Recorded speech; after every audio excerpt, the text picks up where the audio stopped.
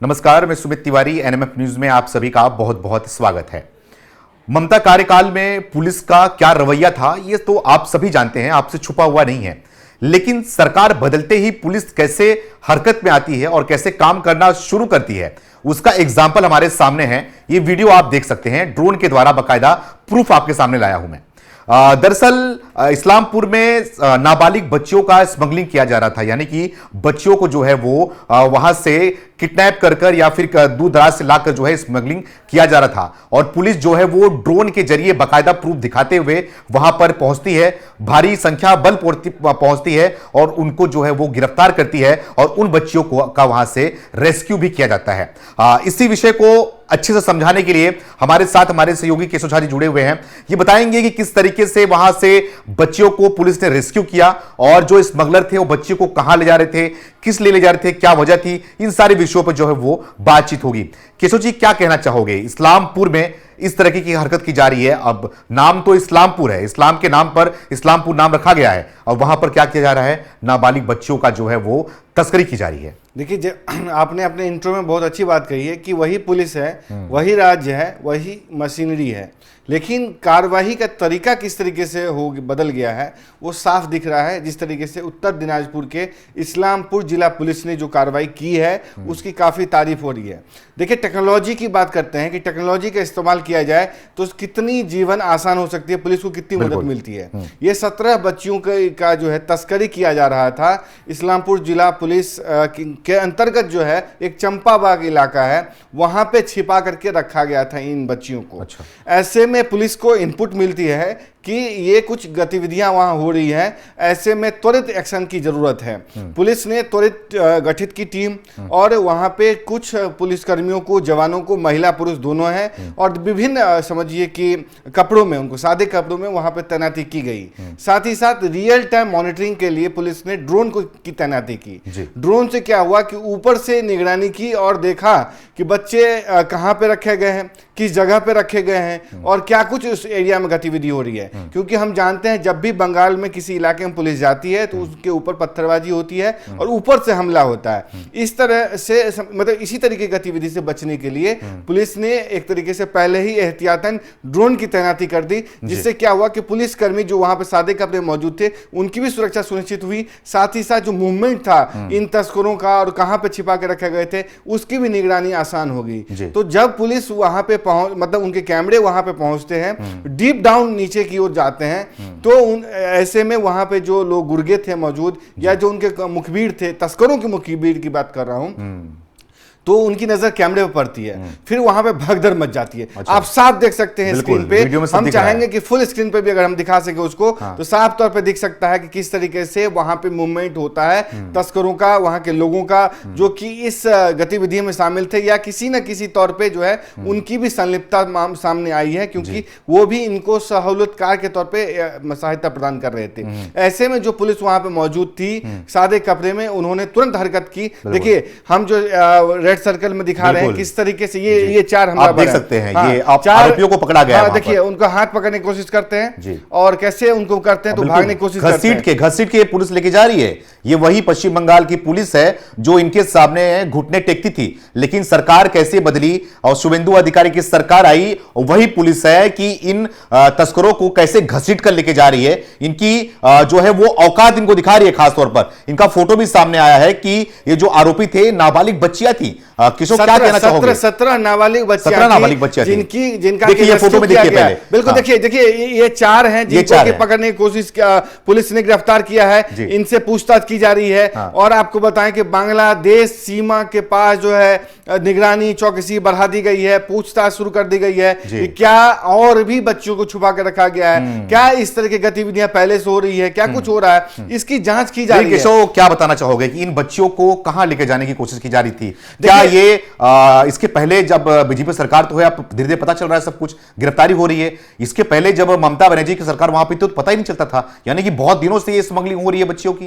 देखिए, बहुत दिन से हो रही है और बंगाल इसके लिए बदनाम रहा है। बंगाल में जो दुर्भाग्य कह लीजिए या जो भी कुछ कह लीजिए, वहां पे घुसपैठ एक बड़ी समस्या रही है और बांग्लादेश से सीमा जो लगती है, इस कारण से वहां पे बड़े पैमाने पे अंगों की तस्करी, मानव तस्करी, बच्चियों की जो है तस्करी की जाती रही है इसको कि समझिए कि अंग प्रत्यर्पण के लिए या किसी घरेलू काम के लिए जो इनका प्रत्यर्पण या इनको जो है बाहर भेज दिया जाता है। कहा जा रहा है कि असम, बांग्लादेश, बिहार और बंगाल की बच्चियां थी जिनको की भी तस्करी करके दूसरे देश ले जाया जा सकता था। बांग्लादेश भी, साथ ही साथ इन बच्चों की तस्करी जो है, आपको मैं बताऊं कि कहा जाता है कि ऐसी बच्चियों को बेच दिया जाता है कहां पे, सऊदी अरब, यूएई और गल्फ कंट्रीज में। चूंकि कहां पे बेचते, कहां पर होंगे? ये गल्फ कंट्रीज में। अच्छा। यहाँ पे क्या, या जो अमीर शेख काम के लिए, देखिए जो अमीर शेख होते हैं वो उनके निजी संपदा के लिए जो है, अच्छा। निजी अय्याशी के लिए, निजी शादी के लिए, घरेलू कामकाज के लिए इनको बेच दिया जाता है ये गल्फ कंट्रीज में, मुस्लिम देशों में। तो आप समझ सकते हैं क्या कहना चाहोगे, ये सारी बच्चियां जो है हिंदू हैं क्या? नहीं, इनकी जो पहचान है वो जग जाहिर नहीं किया जा सकता, क्योंकि सरकार का साफ नियम है कि नाबालिग बच्चों की चेहरे, पहचान और उनकी कुछ भी नाम जग जाहिर नहीं किया जा सकता। तो जब नाम ही नहीं आएगा तो धर्म का भी पता चलना मुश्किल है, और चलेगा भी तो हम नहीं बता सकते उनके नाम, क्योंकि उनकी पहचान, उनकी गोपनीयता सर्वोपरि है, और एक जिम्मेदार चैनल होने के नाते उनकी पहचान हम जग जाहिर नहीं कर सकते। लेकिन अभी तक इतिहास दिखा गया है कि इस तरीके से पश्चिम बंगाल में खास तौर पे हिंदू बच्चियों को ज्यादा टारगेट किया जाता है। इसी तर्ज पर लोग जो है ये बात भी कर रहे हैं, चर्चा भी कर रहे हैं कि कहीं ना कहीं ये हिंदू लड़कियां भी हो सकती है, क्योंकि टारगेट जो है वो हिंदू वहां पर हमेशा होते आए हैं। बिल्कुल, देखिए इसमें गरीब बच्चियों को, अल्पसंख्यक बच्चियों को, और जो कह सकते हैं कि दूसरे क्षेत्र से लाते हैं, तो उसमें तमाम तरह की बच्चियां होती हैं। लेकिन जाहिर सी बात है उनके खास निशाना एक विशेष समुदाय की बच्चियां होती हैं, ताकि उनको आसानी से उनका धर्म परिवर्तन कराया जा सके, आसानी से उनको बेचा जा सके। विशेष समुदाय, सीधे तौर पे हिंदू बोल सकते हो, हिंदू बच्चों को। तो उनको बेचने की जो है कोशिश की जाती है, और इनको जो है अगर मान ली मुसलमान भी होती हैं, तो उनको क्या होता है कि दूसरे देश भेज करके, बेच करके उनका 2-3 तरीके से इस्तेमाल होता है। आपको बता, पूरी गंभीरता से बताता हूं कि एक तो सबसे पहले इनको जब बेचा जाता है तो उनका अंग प्रत्यर्पण किया जाता है। एक अंग प्रत्यर्पण उनका सबसे लास्ट में होता है। अच्छा। सबसे पहले उनका शारीरिक शोषण होता है, उसके बाद घर का भी वो काम करती रहती हैं। जब शारीरिक शोषण और घर का काम करते करते जब थक जाती हैं, जब लगता है कि इसका इस्तेमाल नहीं रह गया है, तो समझिए कि उनके शरीर से भी, और उनको प्रेग्नेंट भी किया जाता है। अच्छा। और प्रेग्नेंट भी किया जाता है। जब वो भागने की कोशिश करती हैं तब उनको दिखाया जाता है कि तुम्हारे बच्चे यहाँ पे हैं, तो वो उसकी बकायदा डिलीवरी भी कराते हैं और उन बच्चों को जो है दिखाते हैं कि तुम्हारे ये बच्चे हैं, तो अगर तुम भागने की कोशिश करोगे तुम तो मारे ही जाओगे, तुम्हारे बच्चे को मार देंगे। तो उस डर से वो वहां से भागती नहीं है। अगर मान लीजिए भारत में ही किसी शेख के पास, किसी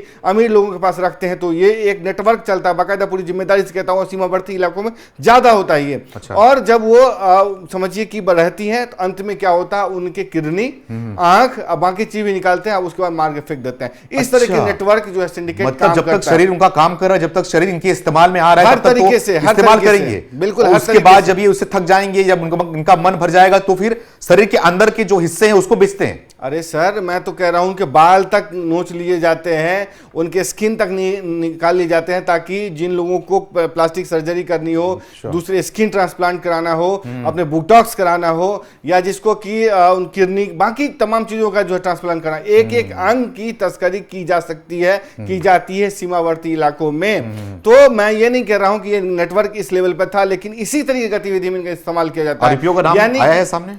किसका? आरोपियों का नाम? आरोपियों का नाम सामने नहीं आया है। फोटो सामने दिख रहा है, फोटो सामने आया है, इन 4 की गिरफ्तारी हुई है, लेकिन पुलिस अब इनके जरिए जो है इनके आकाओं तक पहुंचने की कोशिश कर रही है। इसी के लिए एक बधाई के पात्र है मुख्यमंत्री शुभेंदु अधिकारी। हमने ड्रोन फुटेज के माध्यम से इस्लाम पुलिस द्वारा जारी इस वीडियो के माध्यम से दिखा रहे हैं कि किस तरीके से आरोपियों की धरपकड़ की गई है, तस्करों की गिरफ्तारी हुई है, और उनसे पूछताछ की जा रही है। बच्चियों से भी पूछताछ की जा रही है, क्या उनके साथ और भी थे, कहां से लाया गया, उनकी क्या पहचान है। पुलिस इसको देख रही है, और बांग्लादेश सीमा पे जो है चौकसी निगरानी बढ़ा दी गई है कि ये आरोपी और अगर होंगे तो भाग न पाए।